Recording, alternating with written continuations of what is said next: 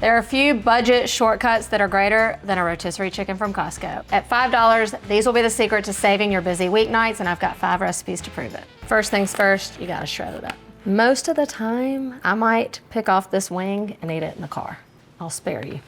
Save that for later. You see me do this video where I make 3 meals just from 1 rotisserie chicken, but these are 5 completely different recipes that start with like pre-cooked shredded rotisserie chicken. I'm gonna start with a viral recipe. I'm giving you $1 Million Chicken Casserole. This is the ultimate dump and go dinner. You can whip this up the day before, you can whip it up a month before and keep it in your freezer. Starts with a can of cream of, and then you're gonna do a 1/2 cup of sour cream and a 1/2 cup of cottage cheese. And then it's a 1/2 block of softened cream cheese. Basically, when anything is called $1 Million, you can just expect creaminess, cheesiness, and cream cheese as a ingredient. A little garlic powder, onion powder, and Cajun seasoning or Creole seasoning. Then in goes 5 cups of chicken. So for this one, you might just go ahead and use the whole rotisserie chicken. A little bit of parsley. If you're a fan of poppy seed chicken, that classic, then you're gonna love this. This is better, like 1,000,000 times better. And you won't fail a drug test after eating this one. Just pour it into your casserole dish. All right, now you gotta have a topping, which is melted butter and Ritz crackers. Does it get any better? Ritz crackers, crush them up. Crushed crackers, our melted butter, and then a little more garlic powder. Get everything coated. And you're gonna place some cheese on first, some mozzarella cheese, and then put your cracker mixture. Let's see what I mean? You know that's gonna be the best thing you have all week. Might be $1 Million chicken casserole, but it started with a $5 chicken. This just goes into the oven, 350 degrees for about 35 minutes or until it's browned, delicious and bubbly. This looks divine and smells even better. For this, you can do a side salad. You could cook up some broccoli or green beans. That would be delicious on the side here. Let's dig in. Oh my gosh. I'm telling you, this is your new favorite chicken casserole. Probably won't ever go back to that poppy seed chicken. This one gets finished off with some green onion. I'm gonna do a little more cracked pepper. This one's got my mouth watering. You know, you know it's gonna be good.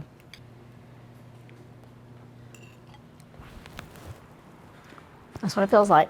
That's what it feels like.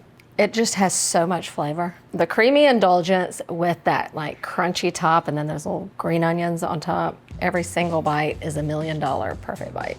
This one's gonna be hard to beat already. Here's one I bet you haven't done before. Crabless chicken cakes, or chicken crab cakes, or just chicken cakes. You get the idea. Same way you make crab cakes, but instead of expensive crab, how about a $5 rotisserie chicken? I think this is just a fun idea. Plus, I think this is going to be super crowd pleasing or especially kid friendly. Like my son just does not like seafood very much, but I think he's gonna tear these up. Recipe calls for mayonnaise and tartar sauce, but I feel like that is redundant. So start with some mayonnaise and then I'm going in with some relish because that is in tartar sauce. Recipe calls for dried parsley. I'm going to use fresh. A little bit of hot sauce, then a little salt and pepper. I'm also going to add in a little bit of lemon pepper because I think that sounds kind of reminiscent of the crab cake. And some finely chopped onion. See, it looks like crab cake. Okay, and for a binder, some crushed up cracker crumbs. Let's see how we're doing. It's gonna be good. Put some breadcrumbs out on a plate and you're gonna shape your crab cakes. Roll them in the breadcrumb and then finish shaping it. And it's going to help hold it together, but also give you that nice little crispy exterior. Cute. I'm going to like pan fry them in a little olive oil. It's fully cooked through, so it's just a matter of crisping up the outside and heating them all the way through. What I find easiest and most foolproof is to just brown them in the oil and then finish cooking them in the oven. I think a lot of people try to guess how long to cook it in the skillet and you end up kind of burning the outside before the inside is heated through. They really do look like crab cakes. It does kind of trick your brain. And then just finish them in the oven. I'll do like 375 or just like 5 to 10 minutes. Okay, look at these little cuties.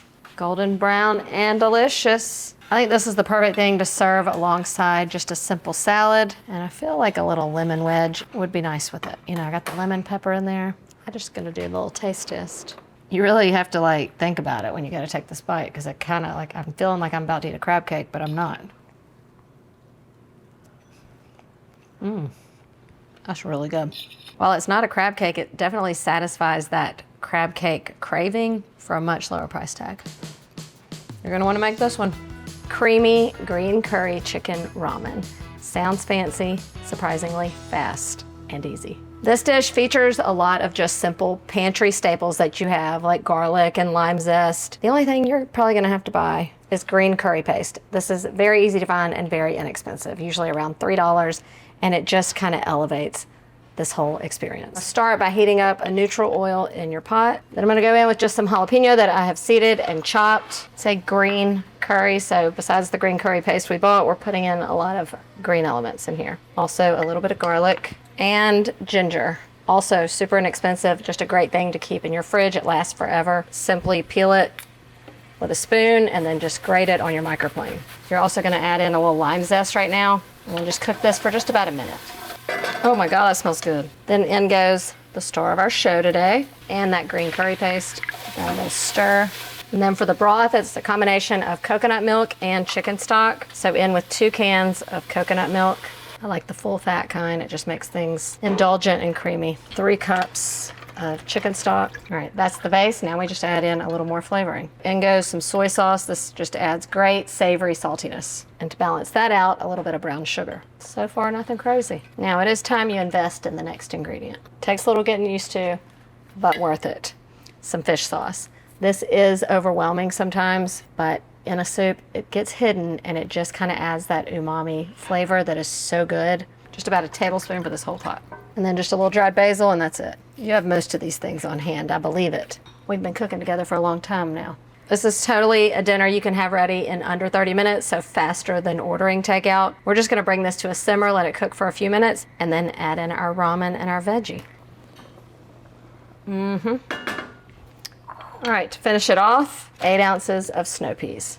Ramen, 3 packs, minus the spice packet. You can also add in some red bell pepper here, but I just wanted to keep everything green. All right, and you know how fast ramen cooks. You know, we're looking at 3 to 5 minutes and dinner will be served. Look at this, creamy, rich, delicious, not your same old, same old. That's the goal. Let's dish it up. Doesn't that look yummy? Yes, Nicole, it sure does. To top it off, little cilantro. And for me, bringing back the jalapenos because I like a little spicy with my sweet. And then finish it off with a little lime juice. That just looks like light and fresh and so full of flavor. And it started with a rotisserie chicken. Bet you haven't done this with your rotisserie chicken. We're knocking them out of the ballpark. Again, better than I thought it was gonna be. The way that lime just kind of barely peeks through there, it's so creamy, it's salty, sweet. While it has that like indulgent creaminess, it also feels very light and refreshing. I will be making this one again. Go buy the green curry paste and do it too. Why not turn our Costco rotisserie chicken into the ever so famous Costco chicken bake? If you know, you know, and we have the perfect copycat recipe. It's easy, it's delicious. You don't have to have a membership to enjoy this. Start with a can of pre-made pizza crust. Unroll it, and then you're gonna cut it into 4 rectangles. This will make 4 chicken bakes, and they're very substantial. It would feed my family of 5 probably. And then you're gonna roll each one out into a bigger rectangle, about 10 by 6. A lot of it you can just work with your hands, because you know how pizza dough is. Store-bought Caesar dressing. Just brush a little bit onto the bottom. And you wanna leave a little border because we're gonna roll the dough over. Then your rotisserie chicken, almost to the edges. You don't want like huge pieces, so you can kind of like break those shreds into shorter chunks. I made these before and we did a comparison, mine versus the ones at Costco, and these are way heartier. You get those, even though they're delicious, they kind of skimp a little bit on the filling. Just a tiny pinch of salt and a little pepper. Then you're gonna go in with some bacon, a little more dressing, and then it is mozzarella cheese and provolone cheese, so I found a pack that has both of those in that, so you don't have to do it separately. See, these are rich and substantial. Now you're gonna roll this up similarly to a burrito. You're just gonna take the bottom half of the dough, fold it over the filling, and then you're gonna kind of pull those sides in and over to kind of seal it in, and then finish rolling. And then you're just gonna place this on a baking sheet that you have already lined with parchment paper, or if you don't have parchment paper and use foil, be sure and spray it too. Seam side down on your baking sheet. Then you're gonna brush it with a little more of the Caesar dressing. This is gonna help it get really shiny. You know, the base of it's just mayonnaise, so just think of it like brushing it with a little oil. All right, get your oven going, 450 degrees. These are gonna go in about 8 to 10 minutes, top them with cheese, and then another 6 to 8 minutes. Oh yes, oh yes. They look like Costco's, but better. This is the one that my kids are probably having for dinner tonight because they will think I'm cool. Let's see what we're working with. Can't get that at Costco. I mean, this is a good invention. I do give them credit for this invention because whether all they're doing is using leftover everything from around the store, I don't care. It works. Forgot how good they were. The bottom gets like crusty, like I love like a crispy crust pizza. And we use pizza dough, so you get that flavor and it's just that creamy, rich filling. You would think it would almost be too much Caesar, but it's the absolute perfect amount. Costco chicken bake for the win. Your family is going to love this one. Make it. I'm giving you Marry Me chicken soup. In case you've been living under a rock, Marry Me recipes are very popular and this one's no exception. This is creamy, indulgent, and so good, you might find a spouse if you don't have one. When you see Marry Me in a recipe title, the ingredients that you can expect in there are sun-dried tomato and something creamy, usually cream cheese, heavy cream, combination of both. So you're gonna start out by using the oil that these sun-dried tomatoes come in. All right, when this is good and hot, we just saute some onion and garlic, like how all good things start. We're just gonna cook this till the onions are translucent. All right, now we're going to intensify that tomato flavor and add in some tomato paste. I'm gonna go in with the sun-dried tomatoes, then we're gonna cook this for about 2 minutes to caramelize that tomato paste and kind of concentrate that flavor. All right, for the broth, 2 quarts of chicken broth or chicken stock and 1 cup heavy cream. This is gonna make it that beautiful kind of like pinkish color. Think vodka sauce. All right, calls for fresh basil. I'm gonna add that in towards the end, but I'm gonna go in with a little bit of Italian seasoning, a little bit of crushed red pepper, some garlic powder, and a little salt. All right, that's it. We're just gonna bring this to a boil and then reduce it and just let it simmer for about 12 to 15 minutes. Simmering, smelling good. Now you stir in the pasta, so it's just a ½ pound. You can do like the little shells if you want. I found these, this is what I'm gonna use. Add it in and cook it for about 10 to 12 minutes. Final stretch. In goes the Marry Me cream cheese. You wanna make sure it's softened when you add it in. Our beautiful rotisserie chicken, Parmesan cheese, and some fresh spinach to make it healthy. I'm gonna stir this until everything melts and comes together. It'll just take about 5 more minutes or so. I'm gonna throw in some fresh basil and dish it up. Let's go get married. This is one of those soups that's so special, like you can entertain with it. It like tastes like it cooked all day, but it did.